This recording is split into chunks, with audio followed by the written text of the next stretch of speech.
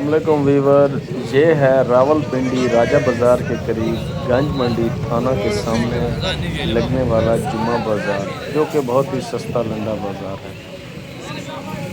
اس میں شوز زیادہ تر ایوریج ہی آتے ہیں، جو اچھے ہوتے ہیں ان کے ریٹس بھی تھوڑے ہائی ہیں۔ باقی یہ ریڑھیوں پہ جو لگے ہوئے ہیں 200 سے لے کے 500 تک ان کے ریٹس ہیں۔ ان کے علاوہ یہاں پہ سردیوں کی بھی کافی ورائٹی ہے، جن میں اپر جیکٹس، پفر جیکٹس، وول جیکٹس اور کافی زیادہ ورائٹی ہوتی ہے، اور وہ کافی سستی یہاں پہ بک رہی ہوتی ہیں، جن کے ریٹ 50 سے لے کے 300 تک 400 تک میکسیمم ہوتے ہیں۔ کافی گہما گہمی ہے۔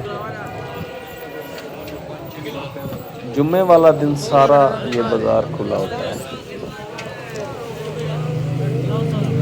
اس کی لوکیشن راجہ بازار کے بالکل ساتھ گنج منڈی تھانہ کے بالکل سامنے سے شروع ہو کے اس پورے روڈ کے اوپر ہوتی ہے۔